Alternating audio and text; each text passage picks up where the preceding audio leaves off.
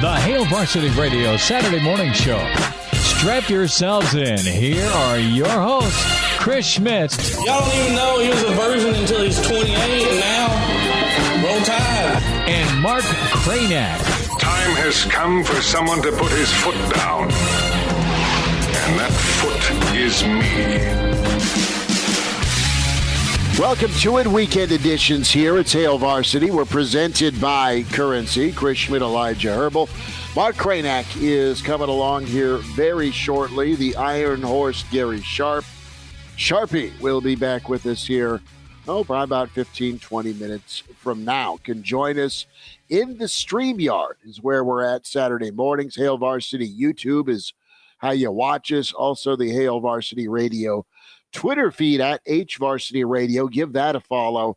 And can also watch on KFOR Facebook and then KFOR Twitter as well at KFOR Radio. So it is wet, damp, and rainy this morning on a Saturday, and it's the total opposite of what type of weather you would characterize Nebraska's recruiting run this last week to end June. Think about it. If you're a Nebraska fan, you're looking at 7 commitments as you put a bow on May and the Memorial Day weekend, and then it is downhill in a great way if you're Nebraska, where they're able to snatch up multiple commits. You had your camp season, you had your camp sessions, you had your invites, you had your ability to offer up front and center, face-to-face with a kid that you really liked, and kids will weigh it over, mull it over, and then here's the yes, I'd like to come play for you. So it's been done to a T for Nebraska and Matt Rhule. Their work has paid off. Elijah, yesterday on Hail Varsity, we had a chance to talk with Guthrie, just another one of those guys that are under the radar, but test absolutely through the roof. And even talking with Guthrie a little bit yesterday, he loves being that safety that comes into the box. It's almost like that extra linebacker. To have that versatility is nice. He's just one of many. And Nebraska, of course, getting the win with Carter Nelson earlier this week. So you really got to be impressed with the plan Nebraska's put forth. And then above all, the execution of that plan for Nebraska to go get some of the kids they've been able to really thoroughly evaluate. And evaluation is going to be key, but that evaluation paid off in some commitments. Mark Kraynak joins us. He is all about this recruiting week. He's wearing his Nebraska hat. He has put his Atlanta Braves collection on hold. Oh, hold on. Hold on. Oh, look, okay. Double hat. It's a look. It's like the big hats. Everyone's wearing the big hats. Mark Kraynak's going to start a trend with the double hat. Love that. Is everybody wearing the big hats though, or just like a few people? I mean, I want a big hat. Just a few people. I want a big hat a little bit. Do you wear it at the Target or just at A-list events? Like just probably umpiring baseball. Well done. Hat. Love it. Perfect. Kraynak, I don't want to see Elijah show up in the 80s garb next weekend with the double popped collar. Let's just be careful about fashion trends. But recruiting on our mind. Well, really fast though. I don't think we've seen Mark from this room before, because I'm seeing what is this? I'm seeing the record collection over your shoulder here. And I think I have every single one of those records. So I want to figure out where you are, because they have a good taste in music. I'm in Long Island, setting this up at my cousin's, and this is my cousin's son's bedroom. He has a real job now. He just graduated, but he does have very good taste in music. He has album covers lining the whole thing. So yeah, that's where I'm at. Because right over your shoulder. Behind it. What's the pennant behind you? University of Delaware, looks like. That's Delaware. That's where he went. He went to Delaware. All right. Did you know there was a University of Delaware? I did not. I did. Isn't that where Joe Flacco went? It's Joe Flacco. I think Rich Gannon. Rich Gannon went to Delaware, maybe. And I think is Chip Kelly and his background, is it Delaware or is it New Hampshire? New Hampshire, I believe. New Hampshire rings a bell. Yeah. But him and Ryan Day connected in the New England area. Is Delaware cool? Yeah. Ask your cousin. Is Long Island awesome? Long Island's very cool. Yeah. We're at the beach yesterday. I mean, it stands Are to you by reason the Hamptons? because, hello. Very close. Very close. I mean, the Hamptons is on Long Island, right? No, I know, but I'm saying is there a guard at the door that says, Kraynak, you can't come in? Yeah, we were talking about that. Like, yesterday we had choices to take a ferry out to Fire Island, which is kind of the barrier island along Long Island with multiple beaches there, or go up to the Hamptons. And like, just to, there's probably a lot of celebrities in the Hamptons this weekend. It's leading into 4th of July. They pay good money not to have folks like us ruin their view on the beach, Like, let's let them have their week. Let them have their weekend. Yeah, let's just go hang out with the ruffians over here on Fire Island. And today's supposed to go in the city. Now, we didn't even know it yesterday, and it was worse in the city than here, but those the wildfires are just horrible for air pollution right now. It's smoking everybody out. Yeah. Yesterday was awful. But today it's getting a lot better. So we're going to do the Times Square thing today. If you guys want anything, let me know. Going to the M&M store probably. I'll get you some candy. Okay. Oh, the candy M&M. Yeah. I was wondering. And then we're going to Then you're going to You're still on the music tip. Yeah, I was wondering. I'm like, man, what would M&M, like, he has like a merch store in Times Square. Good for him, I guess. Then Kraynak, are you going to Scores? I don't know. What is that? You'll find out on Times Square. Okay. All right. It somehow does not sound like no, Google Scores. Okay. All right. Okay. There's like an MLB store. Probably going to that. I don't know. We'll see. We'll see. Well, Mark Kraynak trying to represent on assignment in Long Island. By Scores, would you be referring to the both Gentlemen's Club and Steakhouse in one building? Yeah. Times Square? Yes. Yeah. Okay. And I was telling you to go to the steakhouse. Hopefully they keep the surfaces separate. That's all I'm asking. Just two separate sides of the building, please. There's got to be a fork in the road. You pick one or the other. No plate. We just drop your steak right here on the steak. Yes. So, Kraynak, thought on this week. Glitter steak. Yes. What do you think of the recruiting that's been going on? You got Carter Nelson. You get Guthrie. You get a whole boatload. What are they up to? 22 commits for 2024.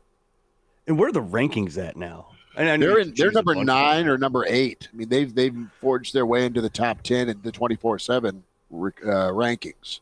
Yeah, no, it's been super impressive, and you're having it's kind of a heyday right now for in-state recruiting, anyways. Just in terms of volume of prospects that are legitimately Division I, legitimately getting offers elsewhere, and Nebraska's kind of getting their pick of them.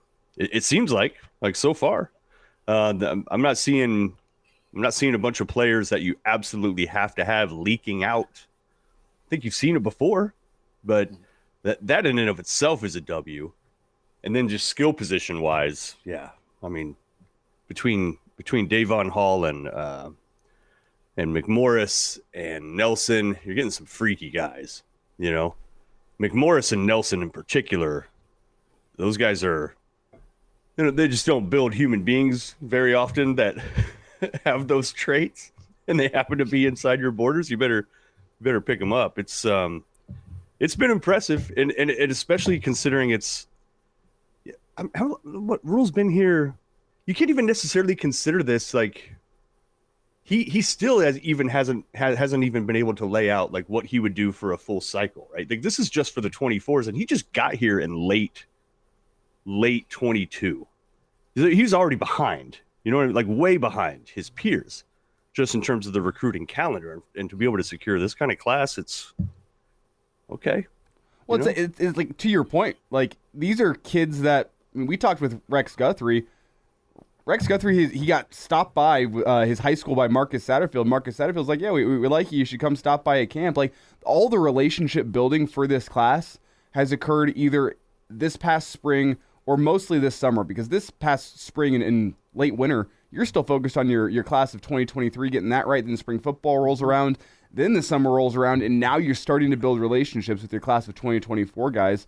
So we're talking 2 months here, the time it took for Nebraska to build relationships and build this class. And obviously, some of the relationships in this class go back further than that with the recruiting haul beginning in about April. April's when you first started seeing commits, and then Daniel Kalen hops in the boat in late May, and then it's a June whirlwind of picking up commitments. But this is Matt Rhule and staff building relationships in a short time frame still in order to get this class together. This is, as we've talked about on the show, a very fundamental class for Nebraska, and you're putting together a class that's very typical Matt Rhule from what we know about him at Baylor, what we know about him at Temple, which is star rankings don't matter all that much. He's going to go look for guys with very projectable athletic traits that, you can say, we're going to put you in a college strength and conditioning program for 1 or 2 years. We're going to bring some of these strengths to the forefront of your game, and we're going to get you on the football field. That's been the Matt Rhule plan at Temple, at Baylor, and he's following that same plan at Nebraska, in that we're going to find guys that, as Mark, you kind of laid out, they have some athletic freak qualities about them. We're going to get them on the field. We're going to trust our own development plan, and we're going to turn these guys into football players. And you think about what the future could be for Matt Rhule if he can get things going, which it's still a big if at this point in time, but when you have more time to build relationships and more time to do your scouting and find more guys that you think have really projectable talents, you can get in there early on some of the guys, as we've talked about. A lot of 3-star comments that we see in both our chat and Husker message boards on Twitter, people saying, well, the star rankings aren't there. Well, Matt Rhule still just started building this class this summer, and this is the foundational class. If you can get some talent on the field early from this class, you can go sell that to the classes of 2025 and beyond, where you have more time to build relationships. So you can see it potentially being like a boulder rolling downhill that's going to continue picking up momentum. But it starts with this class of 2024, getting the development right and getting these guys onto the field early in their careers. I look at what the plan is, and Kraynak, you and I grew up watching Husker football of a really high-level era. And, you look at the end project or the end product where, oh, okay, yeah, man, that was really cool to see a guy like Jared Tomich turn into a 2-time All-American and get drafted in the 3rd round. Oh, that was really cool to hear the story about Neil Smith from Neil coming in at like 180 pounds and leaving at 265, the 2nd pick overall. Those are all examples of, all right, here's what I like about the kid, his skill set. He's fast off the ball and he's tough. And then let's put some weight on him. Let's get him some weightlifting. Let's drill him in a way to get him ready to be high-level football players. And then, okay, they take off, and they're really, really good. And, well, how the hell did Nebraska find this guy? That story is not new to Nebraska, but they've been better and better than about anybody historically in telling it. And it feels like that's kind of where we're at again. We don't have the results yet, but we do have Coach Rhule and his staff that are locked in to find. And listen, Rex Guthrie's, our most recent example, just because we talked to him yesterday, but he's a kid out of Littleton, Colorado that, Satterfield and Nebraska knew about. They knew he ran 4.3. They knew his size. They knew he wants to be a John Lynch type safety. And they're like, dude, this will work in the 3.35. And that multiplicity is going to be intact. So I'm excited for this because you're going to see Nebraska go get guys that fit. You're going to go see Nebraska get guys that really do kind of buy in. And that was a really good theme of Pete Thamel's column with ESPN yesterday, kind of a national profile. And there's going to be a lot of insistence on like culture. And the guy that's really helped kick this off is Danny Kalen. Getting Kalen has been that domino for Nebraska because Kalen's been the Pied Piper of getting other kids involved and interested in kind of the vocal leader, so to speak, of this 2024 recruiting class. You get Kalen, you get your other 2 T-Birds, You get Carter Nelson. I mean, it's not a coincidence there, and it's worked out well for Nebraska to watch this plan be put into action and then see the success of it. You know, he's been huge for in-state and then also just for credibility, I think even out of state, because there he was committed to Missouri. Soon as the Raiola domino drops, I mean, it takes, a week for Kalen to say, see you, Missouri, and then recruit and then commit to Rhule. So even folks outside, even players outside of Nebraska see that and are just like, oh, okay. He spurns an SEC school. He probably knows a little bit more what's going on with Rhule and in Lincoln, and he just jumps on board immediately, even though he was, the silver medalist in that in that race. It says a lot. And then right around that same time, he goes out to the Elite 11 competition, one of the more noted competitions for quarterbacks in the recruiting world. And he becomes, he gets named the most accurate passer. Hello. If you're a receiver or a tight end and you get the Elite 11's most accurate passer, like, I'm not sure what else you're looking for at that point. Well, that's kind of it. That's like the number one trait you are looking for in a quarterback right there. And it's interesting to me, but now, like, looking back, it seems to make a lot of sense. If you're Daniel Kalen, wouldn't you want to go to the school that's held the Missouri-Nebraska bell for 13 years now? Nebraska won that last matchup in 2010. I think you can go sell that to a kid and say, hey, I know you're committed to Missouri right now, but guess who's got the bell? It's Nebraska. Do you think the kids still care about the Missouri-Nebraska bell? Because that's one of, like, my favorite trophies in college football that went away was the Missouri-Nebraska bell. The story behind it, how storied its history was. I really want to see Nebraska play Missouri in the non-conference just so we can bring back the Missouri-Nebraska bell, pull it out of storage. Let's do it, man. Got a comment here from Ken. How much of an advantage is it going to be for Kalen that he's been throwing to the same receivers in high school? They already know each other, timing, comfort. Ken, great question, and it's going to be pretty big time. I mean, that doesn't happen. You don't see package deals too often where it's quarterback and receiver at any school. Yeah, and it's now quarterback and both receivers, both top, 100 prospects. And then Kalen, to your point about the credibility, Kraynak, he went out and kicked ass at the Elite 11. Did really well.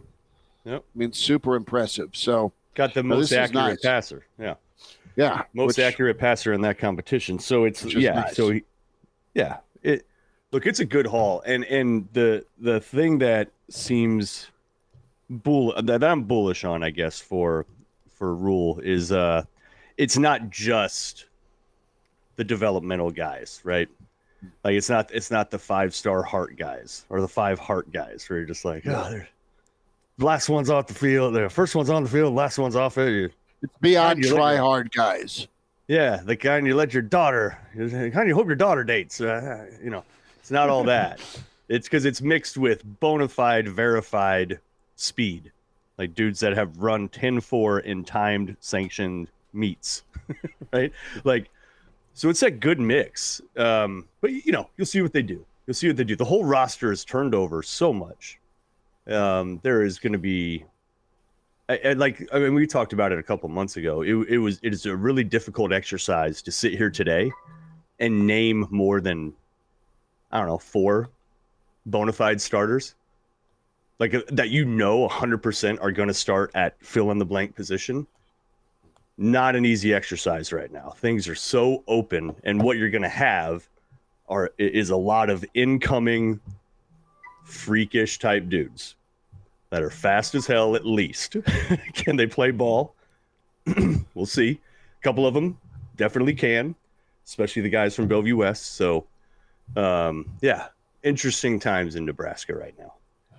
You have Anthony check in. What's the latest with Avante Dickerson, Deshaun Woods, both in the portal? And Avante was at Oregon. And was Woods at Missouri or was he Wyoming? You have to Google that, but I haven't heard of either landing back in Lincoln as of yet. I'm not saying that can't be a thing, but I've not heard of that. And We'll I think check Nebraska, in with Gary Sharp on that here in about 10 minutes. And we've kind of hit this plenty this offseason with the roster numbers. Nebraska's going to be choosy with who they go after in the portal. I don't think either of those guys are on Nebraska's radar, to be honest with you. And we've heard some this offseason about Matt Rhule's reluctance to want to go back and bring Nebraska kids back that already spurned Nebraska. The exception would be guys that were recruited under a different staff. So I think these guys, the option would be there for Nebraska if Nebraska so choose, but I personally haven't heard anything about Nebraska trying to go after these kids. And they're really not positions of need. Deshaun Woods, I think Schmidt, I think it was Wyoming. Smaller offensive lineman. I think Nebraska liked him out of high school as a defensive lineman, if I remember correctly. Not necessarily a guy that I think is going to be Division I ready to come in and start at Nebraska, especially at a Big Ten level. So the need isn't quite there. As for Avante Dickerson, like the defensive back room, I think is where Nebraska really feels best about their defense right now. So again, not a huge position of need for this Husker football team. I haven't heard anything regarding Nebraska going after those guys, but based on what the roster number looked like most of this offseason, I don't think it makes much sense for Nebraska to go and get either of those two guys, personally. Well, I'm interested here in Caleb Highform as well, the talented Omaha Central player that ended up committing to Illinois. And that was a big win for Illinois. They also beat out Minnesota for him. And Nebraska was, I think, up front with Caleb about where they saw him. And they'd already taken 3 interior linemen, and that's where they envisioned him. I think Illinois is open to him playing tackle, but there's still a strong possibility he moves to guard. And Nebraska, I think, is in hot pursuit, Kraynak and Elijah, for Grant Bricks. He's that talent from just north of Council Bluffs in Iowa. Now, he's done an official to Bama. He's visited Alabama, and they've offered him, but he still made the trip out to Lincoln last weekend and gave his visit 9 out of 10 in Lincoln. So I think Nebraska's in good position there. They lost Caden Massey. They were in the fight to get Caden Massey, but K-State. There's no joke with the linemen in state when it comes to who's or the 500-mile radius. I mean, the college football world is really mining well between Alabama going into Iowa, right, trying to get their what they feel is best offensive lineman. And you're just going to have to fight Bielema. You're going to have to fight K-State. You're going to have to fight Minnesota. You're going to have to fight Leipold and Kansas for these linemen that are in state and even in your state. But you know what? Nebraska, I feel, is well positioned to be able to do that between Satterfield's background, Foley's background, Rhule's background, and, of course, Raiola. You got 4 guys there keeping their eyes open for linemen in this region. And regarding that Grant Bricks recruitment, I feel like if you're a Husker fan, you have to sit back and feel good about that based on what we've seen this cycle from the coaching staff, in that they have always had a plan, a backup plan, and a backup plan. It feels like in this recruiting cycle, whenever one commitment doesn't go their way, they immediately have another guy lined up. Daniel Kalen's the best example of that. Whenever the Raiola commitment doesn't go your way, guess what? We have another guy we really like, and within a week, he flips from Missouri to Nebraska, and you have your quarterback for the class. Nebraska and Matt Rhule have done well with having a plan this offseason. And whenever you think about how hot on the heels Nebraska was of guys like Pyfrom and Massey, I think they wouldn't let those guys slip away so easily. And this is not knowing the recruitment at all. Maybe these guys just wanted to as you said, Pyfrom wants to be an offensive tackle. Massey wants to stay a little closer to home. That could be the case. But it has felt like Nebraska has had a plan throughout the entire recruiting cycle for this class of 2024. And something tells me both those guys don't slip away unless you feel good about where you're at with Grant Bricks, because you look at this class, it's starting to fill up. As you laid out at the beginning of the show, Schmidt, 22 guys already in this class. You don't have that many spots left. You have to start being choosier with who's going to come into this class. And do you have room to pick up all 3 of those guys? No, probably not. So something tells me from no inside information, no sources within Grant Brix's camp, that Nebraska's got to feel good about where they're at with that recruitment, because it felt like guys like Massey and Pyfrom, the interest in Nebraska cooled on them late in the cycle, and I wonder if that's because they feel really good about where they're at with Grant Brix, and they say, you're the offensive lineman that we want. We feel good about where you're at, and the two other guys, Pyfrom and Massey, if they get away, that's okay. And this is no inside information, but that's me reading the tea leaves based on what we've already seen in this recruiting cycle. Kraynak and Elijah, too, you got to believe, based on the Daniel Kalen recruitment and how this story ended, at least to get him committed to Nebraska, you got to believe that Nebraska's pretty up front and center with kids they do like, where they're at on the board. I thought it was pretty fascinating when we were listening to Coach Barnett earlier this week, because he's been on both sides of it. He had been one of the top high school football coaches in Colorado for a lot of years, and then he's obviously out recruiting at the college level for Colorado before leaving for Northwestern. And Barney would always sit in with his kids and wouldn't say a word, but he would be the BS detector for the high school parents and of course the kids, the prospect. And he didn't go into great detail, but I was like, who's the top BS spewer you ever met in college? He's like, oh, Ron Meyer, the old SMU coach. He's just slick and smooth. Yeah, well, and Ron's no longer with us, so it is what it is. But yeah, but no, I mean, that's just it. Tell the kids where they're at on the board and say, we like you. Keep us in mind if you like what we're doing and you want to come to Nebraska, great, but know that you may be second or third. Kids probably don't want to hear that, but at least they know it, and they're not jerked around and all of a sudden they put off some other place that takes them and has them higher on the board.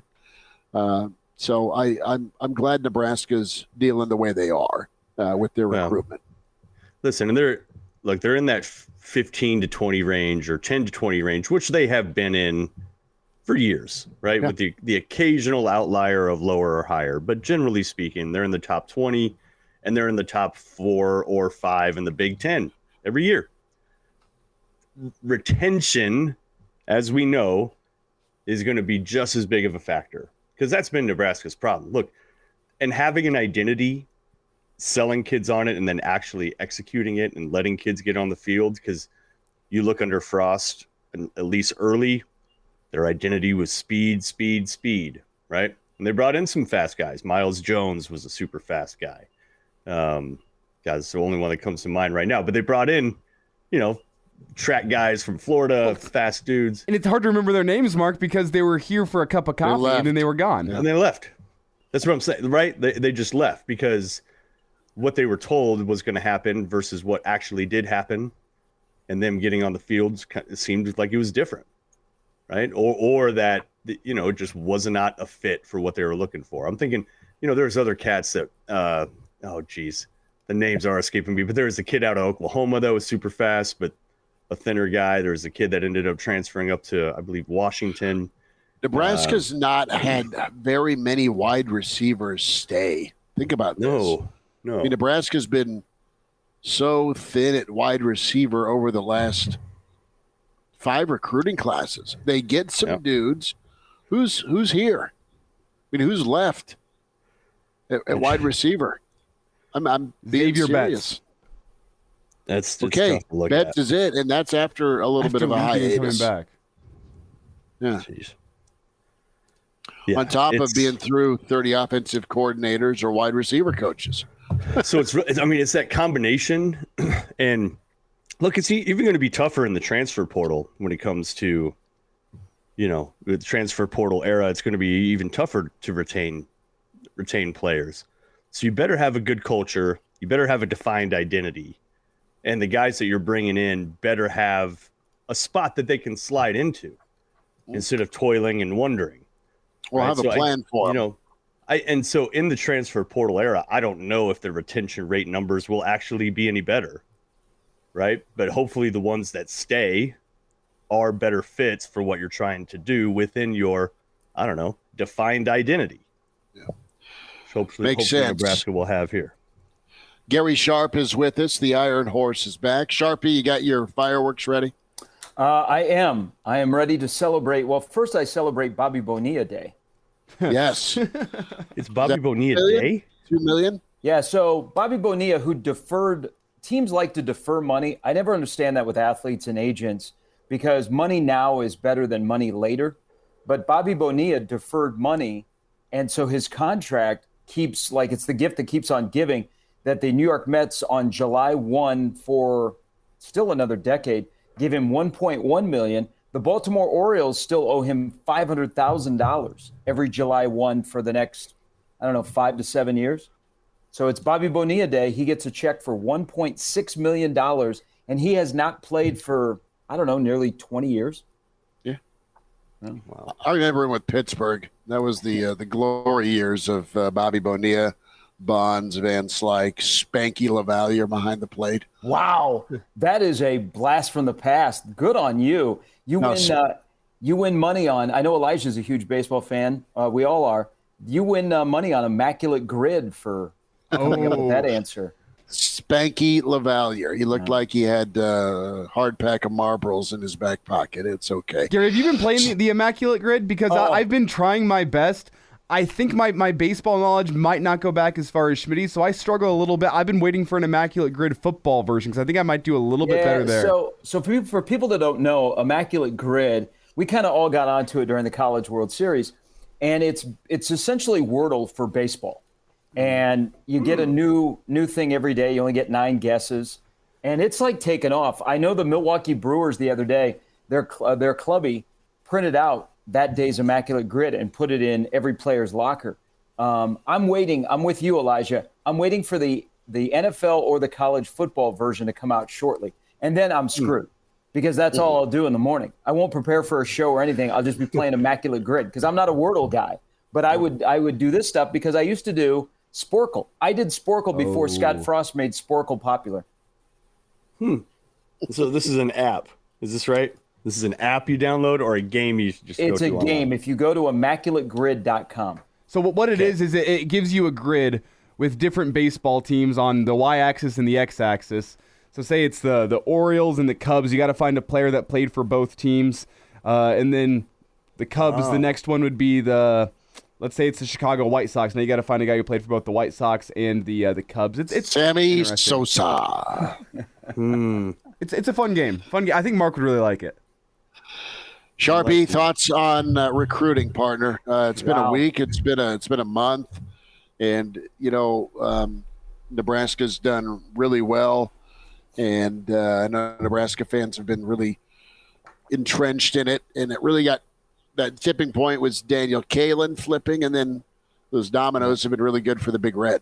Yeah, I don't think I've covered recruiting a long time, and I've never seen a month like this for Nebraska. But you think about it, like everything. I did this the other day, and I'm a sicko, and it took me an hour. I went back and listened to Rhule's press conference in November, and there's a lot of stuff that he said that that you say in the moment that probably are going to get pushed aside once you get into your roster and you get into the culture and you get into the day to day.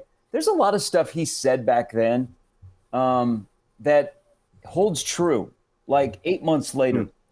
He also said, if you remember about recruiting, we'd like to have recruiting done so that our guys can focus on the field. I've never seen, Nebraska's still probably got 4 spots available. A couple of them are accounted for. They are what we call takes, where they're waiting on a decision from a player. And if they say yes, they will make room for them. And I also think Nebraska is going to get a big class this year and then figure it out on the back end. I know you guys were talking about the portal. I don't think Nebraska moving forward will look at the portal as a rebuild, but as a resource to fill a need here or there. I don't think it'll be as prevalent at Nebraska because I think they will go heavy in their blueprint of recruiting. But Rhule said we want to get done with recruiting so our guys can focus on the field. They're essentially done. Now they can start working on 25 prospects, but their haul in the month of June of identifying players and then always be closing and being aggressive, they have something that They are making Nebraska football simple, which I have always said, we complicate Nebraska football to no end. It is have a plan, work the plan, work harder, be smarter, and you're going to be successful by taking advantage of the advantages that are given to you at the University of Nebraska. And Rhule's staff has done that. I also, don't you think you guys, we were talking in April, maybe even in March, about the list of guys they were chasing. And they were a 5-star offensive lineman and running back from Southern California. They were Dylan Raiola. And we were like, wow, look at if they could do this. Because, Frost was the hot coach and he attracted some big names in his early year. Well, Rhule didn't get them. And I give credit because they immediately transitioned to either a plan B or what their next option was. And they were able to put together a really good month of June. And I think supplement and get an influx of talent for 24. Gary Sharp is with us on the Hail Varsity Morning Radio podcast show program live stream. It's weekend. Say weekend. The Hail Varsity weekend. And Gary, the other thing is it's about fit or having a profile of what you're looking for. And I feel like most of the recruits that Nebraska has gotten do fit a profile where it's one like athleticism and just physical outlier traits are coveted here. You look at McMorris as an example. He's what, 6 foot, 6'1", but that wingspan's probably 6'5", something like that. He's not a guy that you see walking around too often. Carter Nelson's really similar. You're bringing in secondary guys, quite a few of them that are 6'2" and above, even a guy that's 6'5". So it just appears that they have a certain profile they're looking for, and they're just looking for that pure raw athleticism. If you also have the football chops, and that's proven, great, but they're not going to let it stop them from taking a flyer on a guy. How much do you think even just having the identity of what you're looking for, a certain profile plugged into a particular system, can make the difference that really Nebraska's struggled with going back? Wow. You'd probably have to go back to even Callahan years. That's a great point, Mark, because you look at like the defensive backs they've gone after, the wide receivers, they are fast. I think we focus a lot on the track speed. Pay attention, a guy like Quinn Clark, who's 6'5", pay attention to his vertical jump and long jump. I think that tells you more than what his 100 time is or 200 time or short shuttle or not short shuttle, but like 40-yard dash. I think they know what they want. And that goes a long way of when they see something they like, whether it be at a camp, whether it be on film, and that's a guy that fits their profile that they've had success with before, they don't hesitate. And that's what I like, the aggressive part. I think here was a thing with Scott and his staff. And remember, Scott's first year, he was the hot coach. So he attracted a pretty good in-state class. And he got in with some good players around the country, but I never thought that they were aggressive enough. Like they would, hey, we're Nebraska. You like us. We like you. Hey, if it works out, it's great. I get the sense from this staff, and you guys have talked about it ad nauseum, that they are always be closing. Some of us have been in sales where they always say ABC, always be closing, ask for the sale. I think Nebraska's staff currently does a better job of that.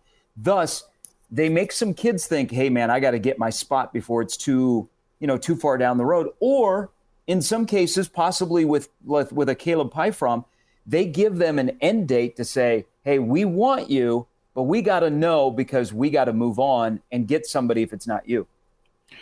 Sharpie, let's stay on Pyfrom for a second. And that to me is, great for the kid because Bielema and Illinois know how to do linemen, right? They do really well.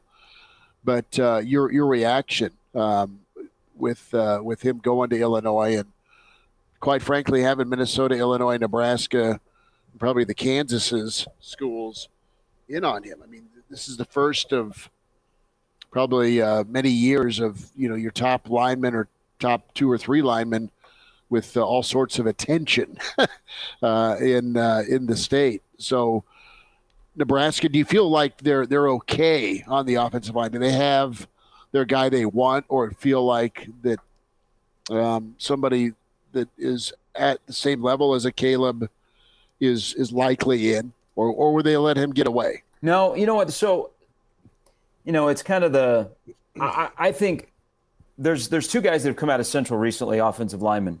Deshaun Woods, who Nebraska, never really was on, and now he's back in the portal. And then you have Caleb Pyfrom. I like Caleb. I think his upside is pretty good.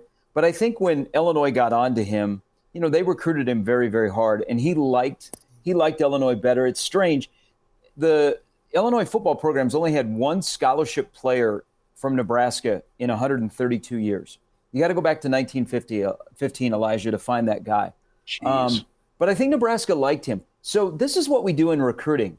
Did you guys not think when at 10 a.m. Thursday morning he said Illinois, you were thinking, all right, that must mean Nebraska's either got Caden Massey from Kansas or Grant Brix from Logan Magnolia. They didn't get Massey. Kleiman does a great job of closing down his borders. Now, Pyfrom is probably looked at being an interior offensive lineman more than a Brix or a Massey are looked at playing offensive tackle. But I'm starting to think that Grant Brix, the 4-star offensive lineman, is going to pick Nebraska. But I know they wanted Caleb. I think they wanted a decision sooner. Sure.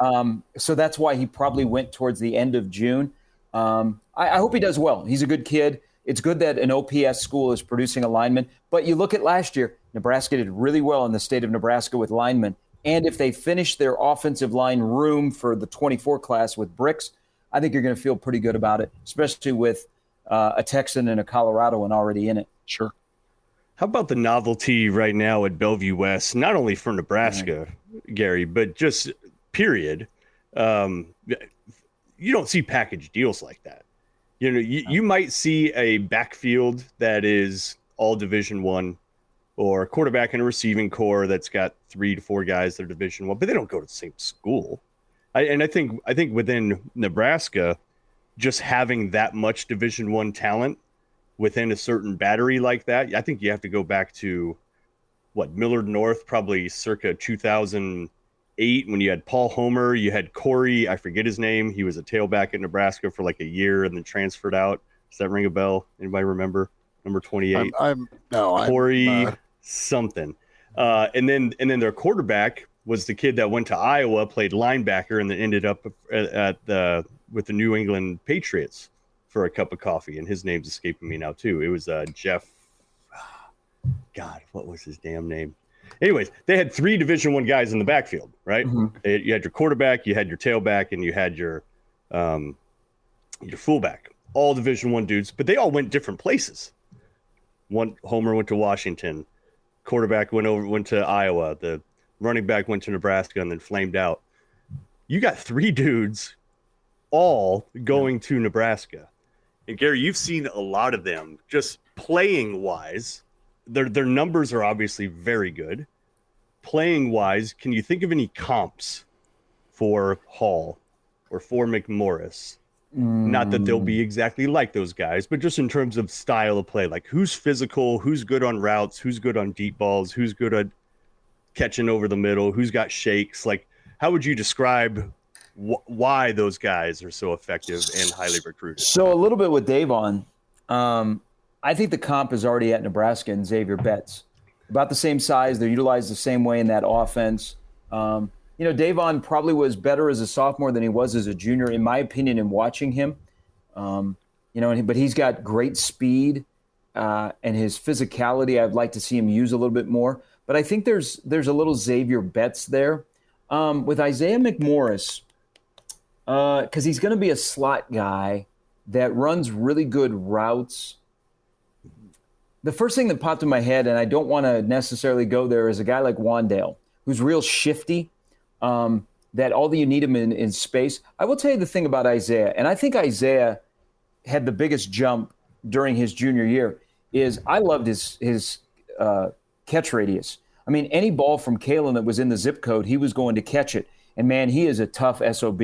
That kid took some licks last year during the high school season because he would go up and get balls or he'd go across the middle. But back to your point about Bellevue West, I think we looked at that with the Calabrasca, with Jebbia brought Tyjon Lindsey with him, and, Nebraska got in there with some skill guys. You cannot underestimate the fact of Danny Kalen has been throwing to Power 5 wide receivers for a couple of years now. And he's bringing 2 guys that are familiar with him and he's familiar with them to Nebraska. So that's a big thing.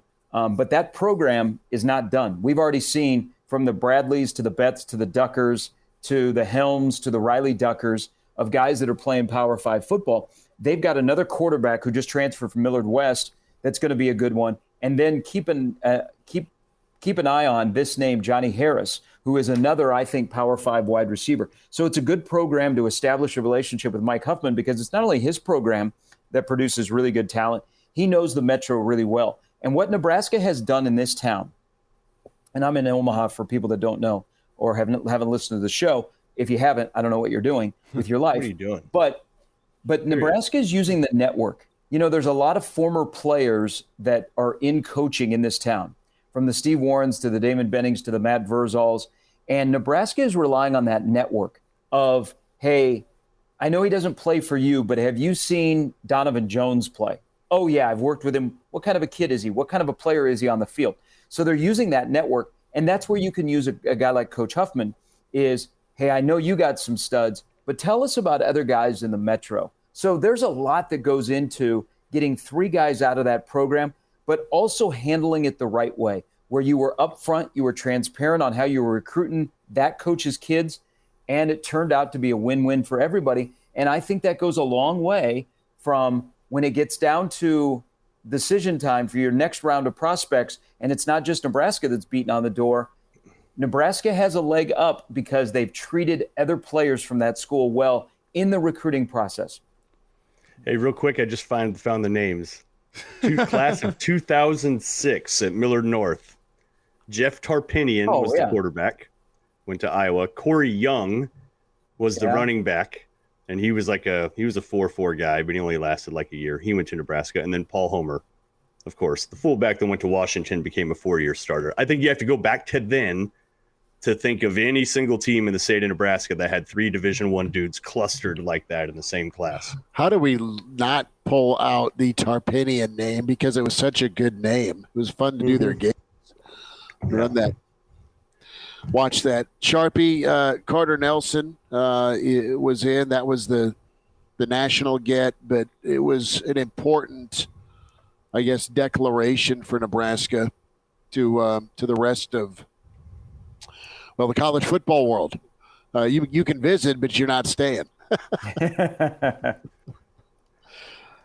Well, that's a huge win for Nebraska because I will tell you, we're probably 2 weeks ago, Nebraska had been kind of slid off the top spot.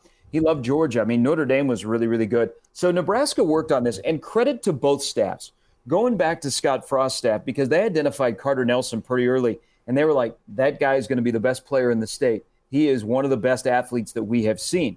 And so they started the relationship, and then good for Matt Rhule and his staff to continue that relationship as they're introducing new people. But Nebraska had to work at this. It wasn't a slam dunk that the number 1 player in the state was going to stay home. And I thought they worked at it, and then Danny Kalin took over, and that kind of solidified that, hey, can you see a kid from Ainsworth walking into that locker room in Athens? I know there's a lot of shiny stuff there. Or can you see yourself staying close to home, what it means to your family, what it means to the city of Ainsworth, what it means to Nebraska? And they sold him the right way, and that's a big win. Now, he's got a lot of potential. I think you have to be very careful in the transition from where he's at to playing major college football. And that tight end room that has a Fedoni and has a Gilbert and have a Borkature next year, it's still a relatively young room. I could see him being a factor by the end of next year, but just to get him in the fold with that body and with that potential is a huge, huge win for Nebraska on so many levels. Gary Sharp's with us here, a weekend edition. It's Hail Varsity, not radio, not just Hail Varsity Weekend. Hail Varsity Weekend edition. We're going to get T-shirts. Hey, all right? Kraynak, are you on a boat? Not yet. Your camera goes up and down, so I didn't know if you were on a boat. I think it's just the bumpy kind of desk here. I'm on assignment. Kraynak's in Long Island. I know he's a little bougie. He'll be out at the Hamptons. Say hello to all the rich people for us, as you'll be one of them.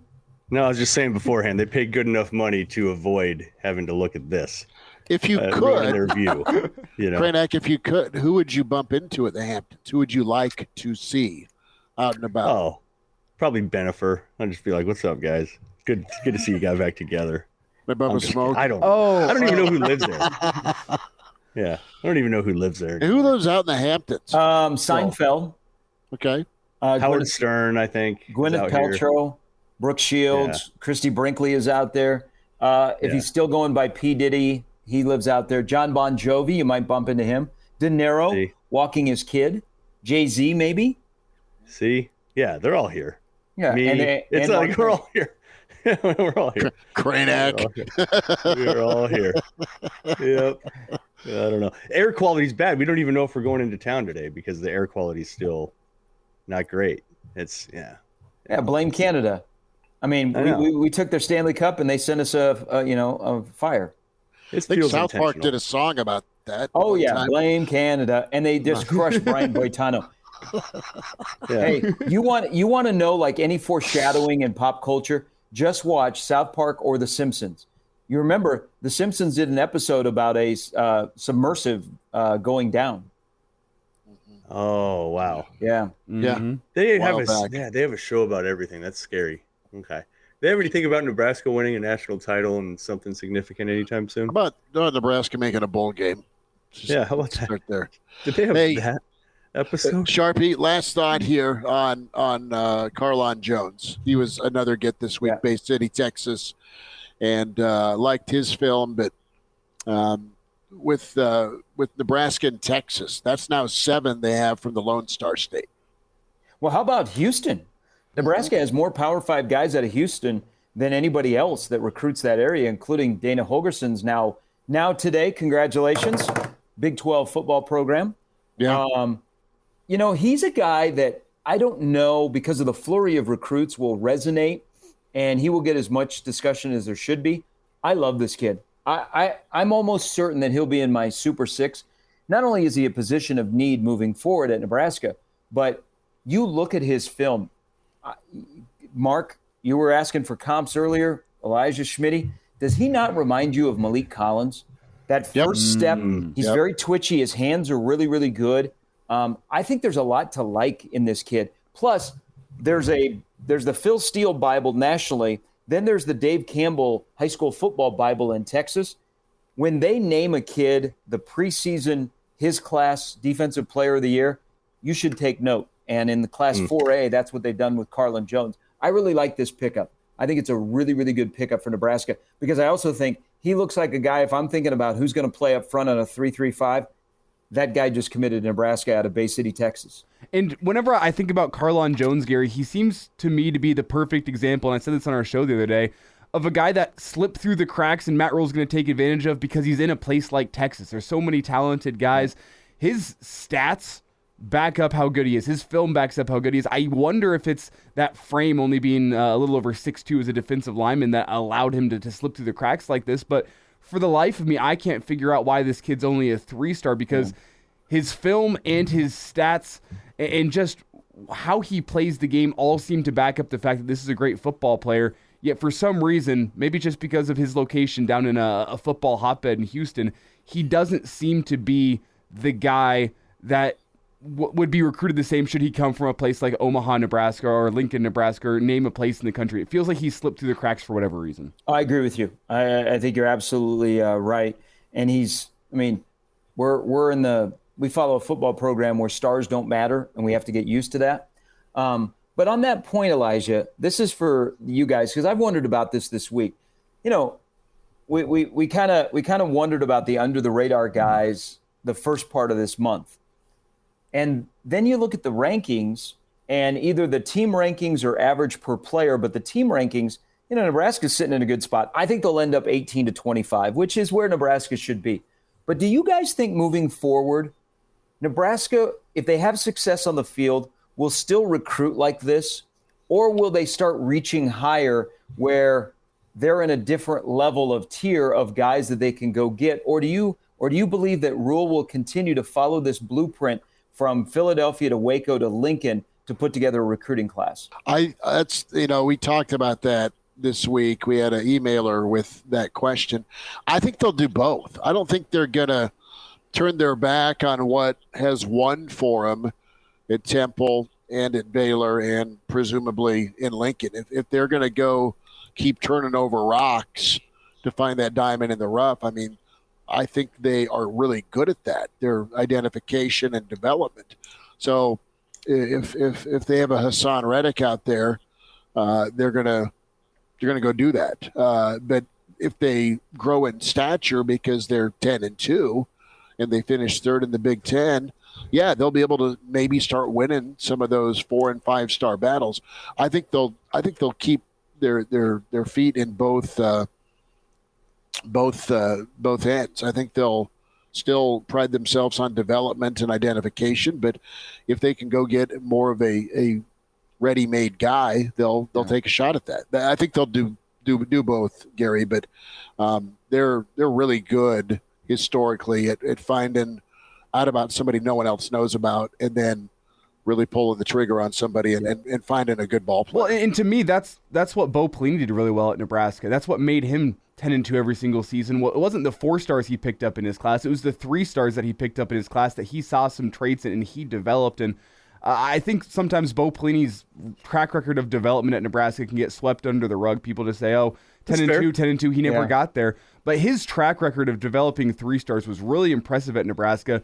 The one area where he wasn't able to get over the hump was he was never able to get into the recruitments of those high-level 4 stars and 5-star athletes. But I think he proved that at Nebraska you can get by with 3 stars, and maybe that would be what sets Matt Rhule apart in 5 seasons from a guy like Bo Pelini, is if he's able to go get 4 stars. That's a conversation from another day. That's way down the road. But I think if there's any proof in the pudding that what Matt Rhule's doing here at Nebraska can work, it's exactly what Bo Pelini did, where he went and looked for the under-recruited guys in Texas. He went and found athletic freaks of 3-star guys that he could turn into something, and he was able to find success every single season at Nebraska, despite the fact that he wasn't competing with the big dogs in the recruiting rankings. Yeah, I agree with you. Yeah. I agree with you, Elijah, but isn't it interesting when we have conversations about booms or bust guys? It's the high-end guys, especially under Scott, that didn't come through. We focus a lot more on them. 100%. We never say, hey, that 3-star defensive tackle amounted to nothing. We always focus on the 4-star that, doesn't remain a 4-star.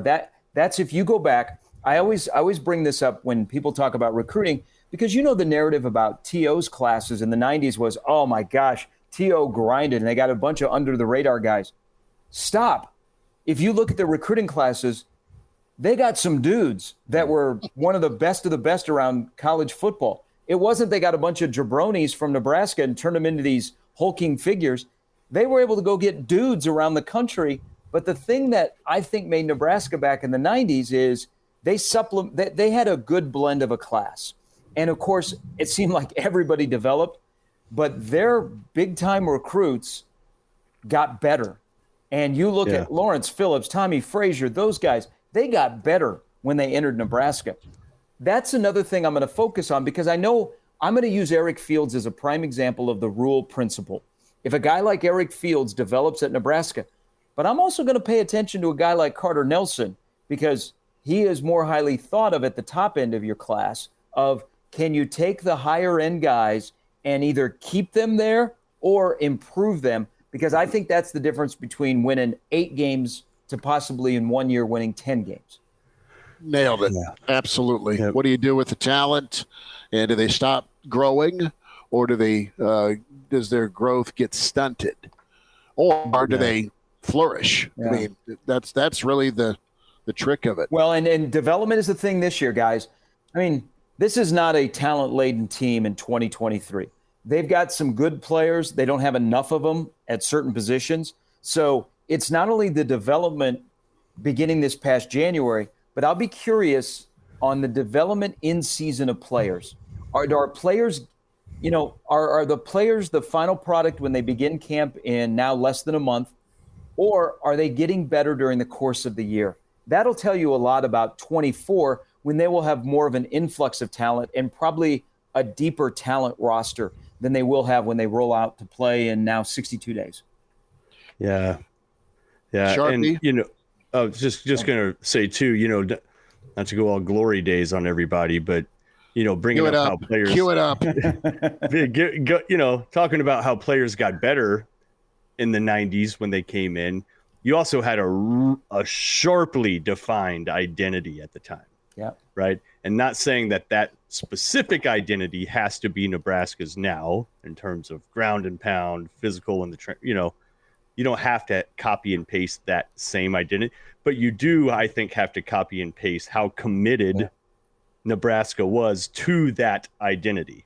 So then when you bring in the talent, the floor of expectations is really high. Yeah.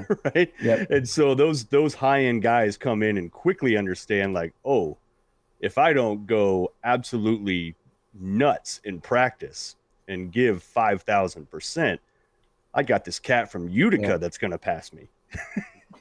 Like that's what's going to happen. Yeah. I better step up and do everything right, or I'm not going to see the damn field. Yeah. This walk-on's going to take over. Yeah. One quick thing, because this brought up an idea with listen to Elijah, and I've talked about this on my show, and I'm curious, and I know Mark's got to run, and we got to get off the air. I don't have to run as fast now because I don't think we're making our train anyways because of the damn wildfire smoke. So this is a question for Elijah, and I'm curious, Schmidt and Mark, on you chiming in as well. Elijah, you were mentioning about Bo Pelini, and you're absolutely right. But he was really good at the defensive backs because he was one. And you look at the defensive backs under Bo that were highly thought of. Like Stafford was a highly thought of guy coming in, but then not many people knew about Gomes and Haig, even though they were good players. Bo was able to get that position group to play above where we thought they were when they came in. So if that's the case, and I think that's a sign of a good coach or not, is if that's your area of expertise, how are those players?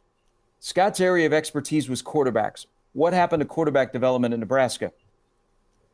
What is Matt Rhule's area of expertise that we could say that's where his strength is? Those guys will get better because he knows that position better than any other on the roster.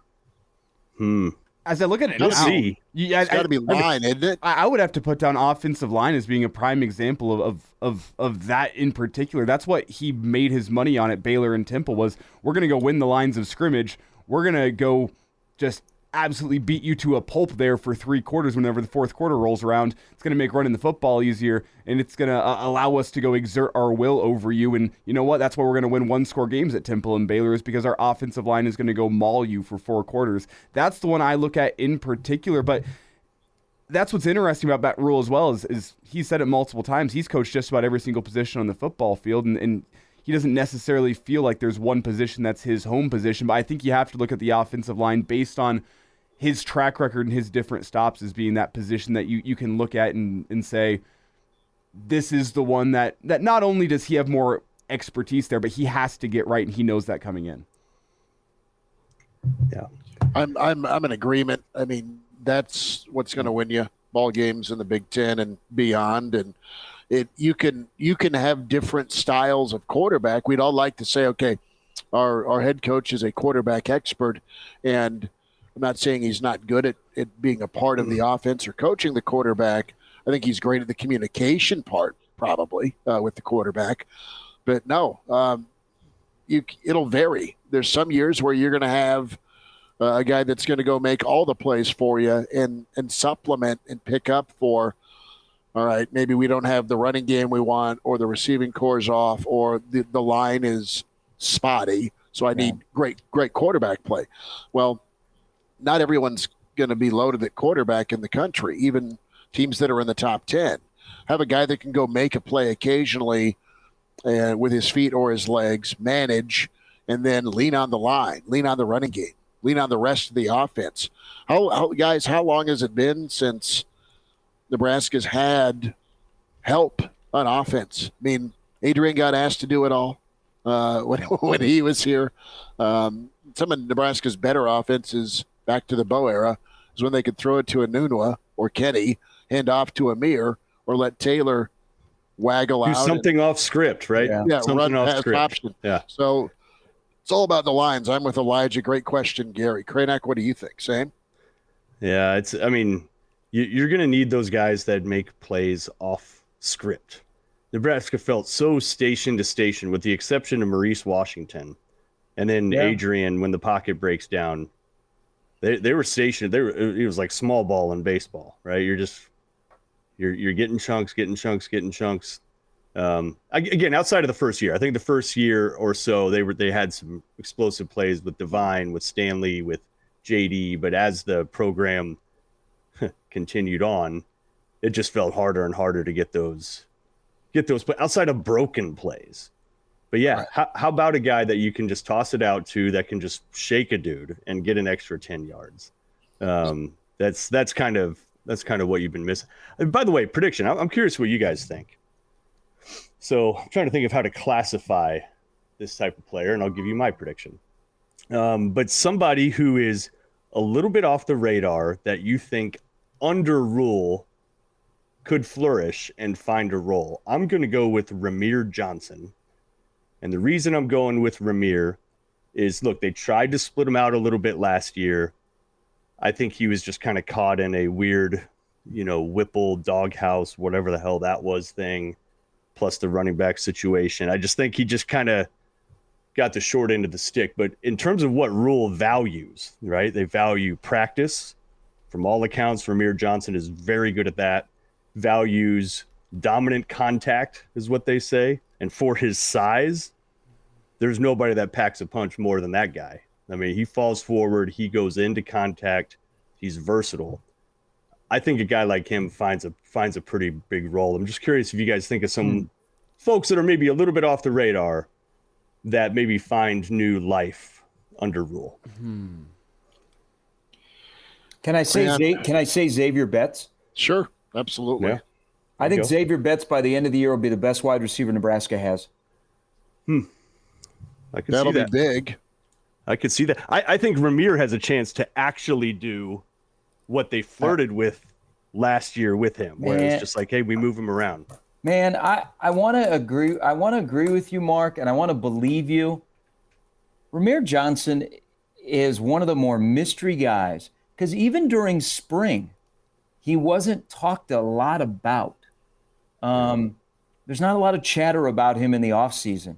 I don't. We're all. Why is he under the radar? Is it just all right? Physically, there's better options. Maybe under the radar is not the word. It's just, when is he ever going to be used properly? That's a good call. Or given an opportunity. I still go back to, what was it, the Iowa game during COVID, where they started to utilize him in that game in Iowa City. And they used him like in the red zone running the football. And I'm like, there's that speed. Where is he at? And then he just disappears. And it's kind of been that way his career. I think last year there was a difference of opinion between the running back coach and the OC on Rahmir Johnson's ability. And so Rahmir Johnson got put on a milk carton. I don't know but he's one of those guys, Mark. I think from this standpoint that if Rahmir Johnson pops, he's another option you have, a chess piece for Satterfield on that offense that maybe you weren't expecting. Because I think we're trending towards a lot of 22 running the football. I think you're going to see a lot of Gabe Ervin. I mean, there's Anthony Grant. Yes, there's Rahmir Johnson. But I think 22 is going to be a bell cow for Nebraska football out of the backfield. And I think all you need to know to back that up is look at Pete Thamel's story from earlier this week and who we've been seeing, on the cover of Hail Varsity magazine. It's Gabe Ervin. Yep. Yeah. Listen, and okay, so I think that is kind of my point about Rahmir Johnson. Like, when you stack him up as a pure running back and you watch his reps versus Anthony Grant's, you're probably choosing Grant. You watch his reps versus A.J. Allen, you're probably choosing Allen. Watch his reps against Gabe Ervin, you're probably choosing Gabe Ervin. So he's fourth. You're like, what the hell's that? Same with that receiver. He's probably not in your top 5 there. But collectively, versatility-wise, that's where I think that guy shines, right? Yeah. I think he's a guy you can split out. I think they're going to get creative formation-wise. And I think they're going to – and you have heard Rhule talk about how Rahmir practices. It wasn't a long time, and he was asked about him specifically. But Rhule mentioned how he loved Ramir. He loved his attitude. He loved how hard he worked. And he's also a guy that jumped out on film when he had watched previous games. Yeah. So I don't know. I just think maybe they'll get creative enough to use him in sort of like a Wandale light kind of role. How about this for another name really fast? I've been thinking about this one here while you guys have been discussing. In a loaded room, nobody talks about him. He's gotten good play time at Nebraska. I mean, arguably the most loaded room at Nebraska. Nate Borkacher. He's a guy who's seen the field a lot early in his Husker career, was under the radar. You talk about Eric Gilbert, you talk about Fatoni, you talk about Carter Nelson. Who's the guy who had the longest reception in the spring game and had the most receptions in that tight end room? Yeah. It was Nate Borkacher. He's found a way to get on the field early in his Husker career, and people don't necessarily talk about him, and maybe rightfully so based on who's in that room. I think Nate Borkacher is a guy that is going to flourish under this staff, and we might not be talking about him right now. I feel like by the end of the season, we'll be talking about him maybe not being the number one target as a tight end. Maybe he has a spot role-playing duty similar to Chancellor Brewington and what he did down in the red zone for Nebraska football over the past couple years. I think Nate Borkacher's got a bright future under the staff because of how seemingly against all odds he keeps on getting onto the field and making plays. Yep. Across staffs, too. I'm gonna finish with a name that everyone knows, but you're waiting to see the explosion, and he's reworked his body, and he's been working to be better laterally. Polar Bear, right? Nebraska's going to need a guy on the other side of the ball to step up and help aid in this first year of a new 3-3-5 or whatever it morphed into. I know, but he's really big. But he's been a focal point and a discussion point of, all right, let's make our strength functional, in the words of football. And if he's been remade, man, and he's a little bit more Latin because he's a wrestler. He's a great wrestler, so he's an athlete. If he's been working in the lab to be more athletic with that strength, maybe Polar Bear's a guy that can come in and disrupt in the run game. I mean, that's why he was recruited. So that's the name I'm going to circle. I have no inside info if he's had a great summer or the spring was incredible, but it sounded like it was going towards that path. Sharpie, enjoy your weekend. Appreciate you jumping on, man. Good to talk with you. Kraynak, pinky in the air. Remember, when you're out on the island, I'm happy for you. Enjoy that. You, sir. That'll be good. I will do that. Elijah, enjoy camping. All right. I will. Hopefully this rain holds off for the rest of the afternoon, or else we might have to push it back to Sunday camp. We'll see. Yep, Elijah. Yeah. We'll talk to you next time here on Hail Varsity Weekend, and you can always check it out. The Hail Varsity. Put it on a shirt. Take care. All right.